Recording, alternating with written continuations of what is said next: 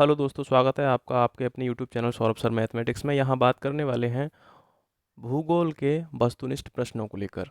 इसमें आपको 20 क्वेश्चंस दिए जाएंगे और 20 क्वेश्चंस में 4 विकल्प होंगे जैसा कि परीक्षा में दिया जाता है, और उन विकल्प में से एक विकल्प आपका सही होगा और उस विकल्प को आपको कमेंट में हमें लिखकर बताना है कि आपने किस क्वेश्चन का विकल्प सही किया है। यहाँ पर आपको कमेंट किस तरह से करना है आपको बता दिया जाता है कि यदि आप फोर्थ क्वेश्चन का आंसर दे रहे हो तो पहले 4 लगाएं, फिर डैश, इसका ए ऑप्शन सही है या बी ऑप्शन या सी ऑप्शन या डी, जो भी आपने सही माना है उसको 1, 2, 3, 4 यानी कि कोई सा भी एक नंबर आपको चूज करके हमें कमेंट करना है।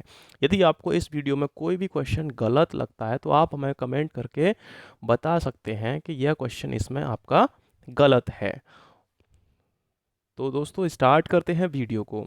क्वेश्चन आपका दे रखा है, यहाँ चौथे क्वेश्चन से स्टार्ट करते हैं। झेलम नदी किनारे बसा नगर कौन सा है? तो झेलम जो नदी है उसके किनारे बसा हुआ नगर कौन सा है, यह आपको बताना है। तो ऑप्शंस दे रखे हैं। Option A Ludhiana, option B Patna, Patiala, option C Amritsar, option D Srinagar. 4 options में से एक ऑप्शन आपका बिल्कुल करेक्ट है, और वह ऑप्शन कौन सा है आप हमें कमेंट करके ज़रूर बताएं। तो इस प्रश्न का सही आंसर हो जाएगा श्रीनगर। श्रीनगर झेलम नदी के किनारे बसा हुआ एक नगर है।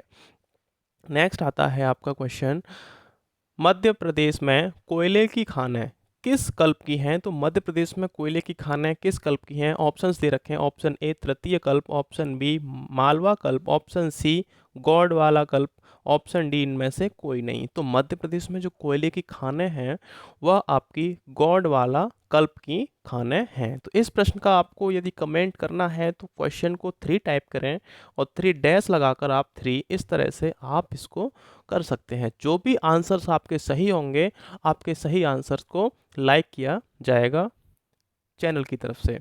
नेक्स्ट क्वेश्चन आता है आपका, BRIT भारत सरकार निम्नलिखित में से किस एक के साथ कार्यरत है? तो भारत सरकार ऑप्शंस दे रखे हैं। रेल वैगन, ऑप्शन बी समस्थानिक प्रौद्योगिकी, ऑप्शन सी सूचना प्रौद्योगिकी, ऑप्शन डी सड़क परिवहन। तो BRIT निम्नलिखित में से किस एक के साथ कार्यरत है? तो इस प्रश्न का सही आंसर आपका हो जाएगा समस्थानिक प्रौद्योगिकी। समस्थानिक प्रौद्योगिकी के साथ BRIT कार्यरत है। नेक्स्ट क्वेश्चन आता है आपका, महादेव की पहाड़ियाँ किस राज्य में स्थित हैं? तो महादेव की जो पहाड़ियाँ हैं ऑप्शंस दे रखे हैं। ऑप्शन ए है Madhya Pradesh, option B Orissa, option C Himachal Pradesh, option D Assam. Mahadev की जो पहाड़ियाँ हैं वह किस राज्य में स्थित हैं? आप अपना आंसर कमेंट करें और इस प्रश्न का करेक्ट आंसर आपका हो जाएगा ऑप्शन ए मध्य प्रदेश। तो मध्य प्रदेश में महादेव की पहाड़ियाँ स्थित हैं। यह क्वेश्चंस रेलवे एग्जाम्स में कई बार पूछा जा चुका है। नेक्स्ट आपका क्वेश्चन आता है, यदि वीडियो अच्छा लगे तो वीडियो को लाइक ज़रूर करें और चैनल को सब्सक्राइब कर लें इसी तरह के और वीडियोस पाने के लिए। इस जियोग्राफी से संबंधित ये सीरीज हमारी क्वेश्चंस की चलती रहेगी। प्रत्येक वीडियो में हम 20 क्वेश्चंस पूरे कराएंगे और उन 20 क्वेश्चंस की इस सीरीज को लगातार बने रहने के लिए आप हमारे चैनल को सब्सक्राइब जरूर कर लें। तो नेक्स्ट क्वेश्चन आता है, निम्नलिखित में से किस नदी का उद्गम स्थल भारत में नहीं है? तो ऑप्शंस दे रखे हैं। ऑप्शन ए है ब्यास, ऑप्शन बी है चिनाब, ऑप्शन सी है सतलज, ऑप्शन डी है रावी। यदि आप एग्जाम्स की तैयारी करते हैं तो इस प्रश्न का आंसर आप ज़रूर बता सकते हैं। तो इस प्रश्न का आंसर सही होगा ऑप्शन सी सतलज नदी। सतलज नदी का जो उद्गम स्थल है वह भारत के बाहर से है। यहाँ पर ऑप्शन सी आपका करेक्ट हो जाएगा। नेक्स्ट आता है, निम्नलिखित निम्नलिखित कथनों में से कौन सा एक कथन सही नहीं है? तो निम्नलिखित कथनों में से आप कथन पढ़कर देख लीजिए। ऑप्शंस दे रखे हैं इसमें। कोंडयक भाषा नागालैंड में बोली जाने वाली भाषा है। ऑप्शन बी है भारत में सबसे बड़ा बौद्ध मठ असम में है। ऑप्शन सी है विश्व में सबसे बड़ा नदी द्वीप असम में है। ऑप्शन डी है भारत संघ में सबसे कम जनसंख्या वाला राज्य सिक्किम है। यहाँ पर आपको बताना है कि कौन सा कथन सही नहीं है। तो चार ऑप्शंस आपको दे रखे हैं, तो आपको बता दिया जाए कि कोंडक भाषा नागालैंड की बोले जाने वाली भाषा है, यह कथन आपका एकदम करेक्ट है। दूसरा आता है विश्व में सबसे बड़ा नदी द्वीप असम में है, जो कि माजुली द्वीप है, यह भी आपका एकदम से करेक्ट आंसर है, करेक्ट कथन है, स्टेटमेंट है। ऑप्शन आपका चौथा है भारत संघ में सबसे कम जनसंख्या वाला राज्य सिक्किम है, यह भी आपका एकदम सही कथन है। तो हमारा जो दूसरा ऑप्शन है भारत में सबसे बड़ा बौद्ध मठ असम में है, यह हमारा एक गलत कथन है। नेक्स्ट क्वेश्चन आता है, क्वेश्चन नंबर 7 है, निम्न में से कौन सा दर्रा उत्तराखंड राज्य में नहीं है। तो आपको दर्रों से रिलेटेड हमारी पिछली प्लेलिस्ट में वीडियोस पड़ी हुई हैं, आप उसको देखकर इसे क्लियर कर सकते हैं। तो कौन सा दर्रा उत्तराखंड में नहीं है? ऑप्शन ए है माना दर्रा, ऑप्शन बी नीति दर्रा, ऑप्शन सी ऑप्शन 3 जोजिला दर्रा, ऑप्शन चौथा है आपका लिपुलेख दर्रा। यहाँ चार ऑप्शंस दे रखे हैं 1 2 3 4, और इनमें से एक दर्रा ऐसा है जो कि उत्तराखंड राज्य में नहीं है। आप कमेंट करके हमें बता सकते हैं। तो इसका सही आंसर आपका हो जाएगा ऑप्शन सी जोजिला दर्रा। जो जोजिला दर्रा है वह हमारा उत्तराखंड में नहीं है। बाकी माना दर्रा, नीति दर्रा और लिपुलेख दर्रा तीनों दर्रे उत्तराखंड राज्य में हैं। ये जोजिला दर्रा जो है वह उत्तराखंड राज्य में स्थित नहीं है। नेक्स्ट क्वेश्चन आता है, महान भारतीय मरुस्थल फैला हुआ है। तो महान भारतीय जो मरुस्थल फैला हुआ है वह किन किन के बीच फैला हुआ, कहाँ से कहाँ तक फैला हुआ है? यहाँ ऑप्शन 1 दे रखा है पाकिस्तान की सीमा के सहारे कच्छ की खाड़ी से पंजाब तक विस्तृत है। ऑप्शन 2 दे रखा है श्री गंगानगर से बाड़मेर तक स्थित है। ऑप्शन 3 है पंजाब से बाड़मेर तक, और ऑप्शन 4 है कच्छ की खाड़ी से गंगानगर तक। तो इस प्रश्न का करेक्ट आंसर आपका हो जाएगा पाकिस्तान, ऑप्शन 1 पाकिस्तान की सीमा के सहारे कच्छ की खाड़ी से पंजाब तक महान भारतीय थार जो मरुस्थल है वह स्थित है, विस्तृत रूप में फैला हुआ है। नेक्स्ट आता है आपका क्वेश्चन नंबर 9 है, निम्नलिखित में से किस राज्य में बौद्ध स्थल टेबो मठ अवस्थित है? तो ऑप्शंस दे रखे हैं आपको Arunachal Pradesh, option 2 Sikkim, option 3 Himachal Pradesh, option 4 Uttarakhand. तो जो बौद्ध स्थल टेबो मठ है वह कहाँ अवस्थित है यह आपको बताना है। तो इसका करेक्ट आंसर हो जाएगा Himachal Pradesh, option 3 is the right answer. तो यहाँ पर हिमाचल प्रदेश में बौद्ध स्थल टेबो मठ स्थित है। नेक्स्ट आता है क्वेश्चन नंबर 10, मावट का संबंध किससे है? ये मावट सुनते ही आपको याद आ जाना चाहिए, लेकिन इसमें ऑप्शंस दे रखे हैं, आपको ऑप्शंस पे आपको कमेंट करना है। ऑप्शन 1 है ऋतु से है, ऑप्शन बी कृषि से, ऑप्शन 3 रोग से है, ऑप्शन 4 वर्षा से। तो मावट का संबंध यहाँ पर दिए गए ऑप्शंस में से किससे है? तो इसका करेक्ट आंसर हो जाएगा आपका मावट का जो संबंध है वर्षा से है। नेक्स्ट है क्वेश्चन नंबर 11, निम्न में से भांगड़ा नागल बांध का पानी किसे नहीं मिलता है? तो जो भांगड़ा नागल बांध का पानी किस शहर को नहीं मिलता है, किस राज्य को नहीं मिलता है, वह यहाँ पर आपको कमेंट करके बताना है। इसके ऑप्शंस दे रखे हैं, option 1 Delhi, option 2 Punjab, option 3 Haryana, option 4 Rajasthan. चार राज्यों में से एक राज्य को भांगड़ा नागल बांध का पानी नहीं मिलता है। तो यहाँ पर आपका करेक्ट आंसर हो जाएगा दिल्ली राज्य को भांगड़ा नागल बांध का पानी नहीं मिलता है। और दिल्ली जो राज्य दिल्ली में होकर जो गुजर रही है वो हमारी यमुना नदी है। नेक्स्ट आता है पवनों का मौसमी उत्क्रमण किसका प्रारूपी अभिलक्षण है? पवनों का मौसमी उत्क्रमण किसका प्रारूपी अभिलक्षण है? तो यहाँ पर ऑप्शंस दे रखे हैं, ऑप्शन 1 है भूमध्य रेखीय जलवायु, ऑप्शन 2 है मानसून जलवायु, ऑप्शन 3 भूमध्य सागरीय जलवायु, और 4 ये सभी। तो पवनों का मौसमी उत्क्रमण किसका प्रारूपी अभिलक्षण है यह आपको बताना है। तो इसका करेक्ट आंसर हो जाएगा मानसून जलवायु। मानसून जलवायु ही पवनों का मौसमी उत्क्रमण का प्रारूपी अभिलक्षण है। नेक्स्ट आता है क्वेश्चन नंबर 13 की बात कर लेते हैं यहाँ पे।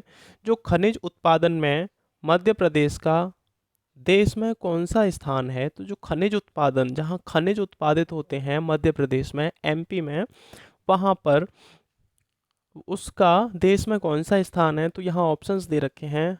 ऑप्शन 1 है 5वां, ऑप्शन 2 है 7वां, ऑप्शन 3 है 6ठा, ऑप्शन 4 है चौथा। 13 क्वेश्चन का सही आंसर क्या है आप कमेंट जरूर करें।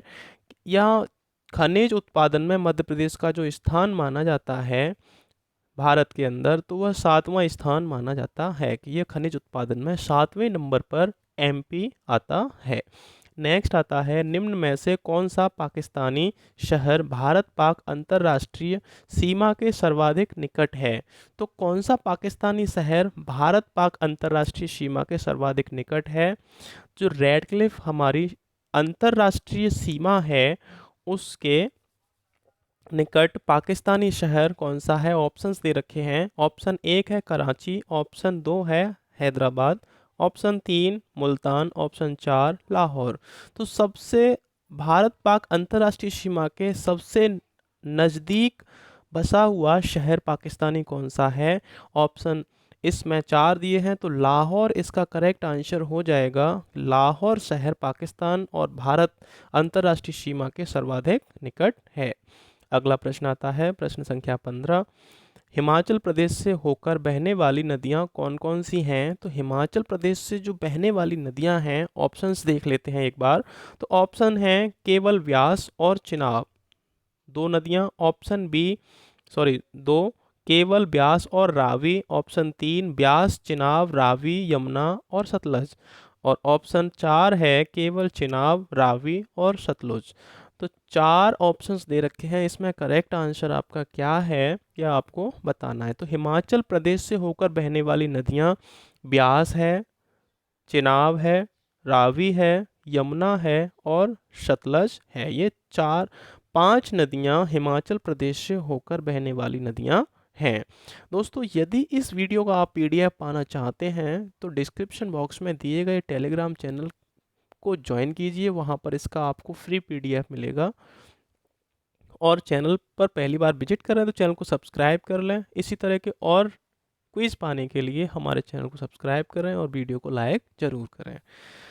तो ये आता है क्वेश्चन नंबर 16 है, निम्न में से प्रथम खनिज नीति कब घोषित की गई थी? तो ऑप्शंस देख लेते हैं। ऑप्शन 1 है 1977, ऑप्शन 2 है 1979 1979, ऑप्शन 3 है 1980 1980, ऑप्शन 4 है 1978 1978। यहाँ पर 4 ऑप्शन हैं और प्रथम खनिज नीति की बात की गई है, तो कब घोषित की गई थी? तो इसका करेक्ट आंसर आपका हो जाएगा ऑप्शन 4 1978 1978 में प्रथम खनिज नीति को घोषित किया गया था। अगला प्रश्न आता है, निम्नलिखित में से कौन सी मिश्रित खेती की प्रमुख विशेषता है? तो कौन सी मिश्रित खेती की प्रमुख विशेषता है यह आपको बताना है। ऑप्शंस देखते हैं। ऑप्शन 1 है नकदी और खाद्य दोनों की साथ साथ खेती करना। ऑप्शन 2 है पशुपालन और उत्पादन को एक साथ करना। ऑप्शन 3 है 2 या 2 से अधिक फसलों को एक ही खेत में उगाना। ऑप्शन 4 है उपरोक्त में से कोई नहीं। तो यहाँ 4 ऑप्शंस में से आपको करेक्ट आंसर चूज करके कमेंट करना है। अपने आप को जांचना है, परखना है कि कौन सा इसमें आंसर सही है। तो यहाँ बात कर लेते हैं करेक्ट आंसर की। तो करेक्ट आंसर आपका यहाँ पर हो जाएगा पशुपालन और उत्पादन को एक साथ करना। यहाँ पर आपका मिश्रित खेती का एक बहुत ही सरलतम प्रमुख विशेषता है। नेक्स्ट आता है क्वेश्चन नंबर 18 है, निम्न में से चंबल नदी का उद्गम स्थल है? तो चंबल नदी का जो उद्गम स्थल है वह आपको बताना है। यहाँ ऑप्शंस हम एक बार फिर से देख लेते हैं। ऑप्शन 1 है जाना पाव पहाड़ी जो मध्य प्रदेश में है। ऑप्शन 2 है मेहद झील जो वो भी मध्य प्रदेश में है। ऑप्शन 3 है देवास, ये भी मध्य प्रदेश में है। ऑप्शन 4 है खमनोर पहाड़ियाँ, ये राजसमंद में हैं। तो यहाँ करेक्ट आंसर आपका कौन सा है आप ज़रूर कमेंट करें। तो यहाँ पर आपका एकदम से करेक्ट आंसर है जाना पाव पहाड़ी, जो कि एमपी राज्य में है। वह चंबल नदी का उद्गम स्थल है। चंबल नदी का जो उद्गम स्थल है वह जाना पाव पहाड़ी एमपी में है। नेक्स्ट आता है भारत के उत्तर में पड़ने वाला देश है। तो भारत के जो उत्तर में पड़ने वाला देश है वह आपको बताना है। यहाँ पे ऑप्शंस दे रखे हैं पाकिस्तान ऑप्शन 1, ऑप्शन 2 है श्रीलंका, ऑप्शन 3 है नेपाल, ऑप्शन 4 है अफगानिस्तान। यहाँ 4 ऑप्शंस दे रखे हैं। यहाँ पर आपको यदि आपने भारत का मैप देखा है और भारत के पड़ोसी देशों को मैप में देखा है विद डायरेक्शन, दिशा के हिसाब से, तो आप इसका आंसर बहुत ही क्लियरली दे सकते हैं। तो यहाँ पर दोस्तों इसका करेक्ट आंसर हो जाएगा आपका नेपाल।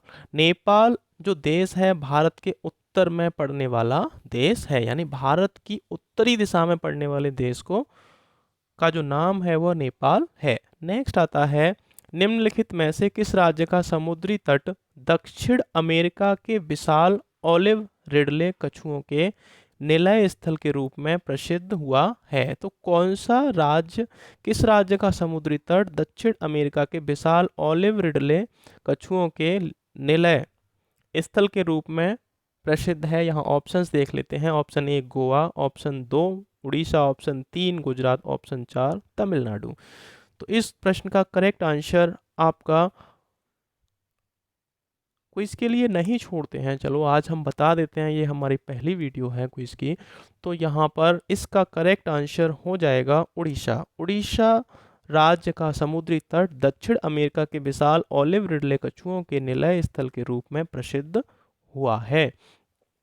तो यह दोस्तों 20 क्वेश्चंस थे जियोग्राफी से रिलेटेड, जो कि बहुत ही महत्वपूर्ण। नेक्स्ट वीडियो में आपको एक क्वेश्चंस दिया जाएगा इस वीडियो का, जो कि उसका आंसर आपको अगले वीडियो में देना है। तो दोस्तों वीडियो अच्छा लगा हो तो लाइक करें, इसी तरह के और वीडियोज पाने के लिए चैनल को सब्सक्राइब करें। तो मिलते हैं नेक्स्ट वीडियो में, तब तक के लिए नमस्कार।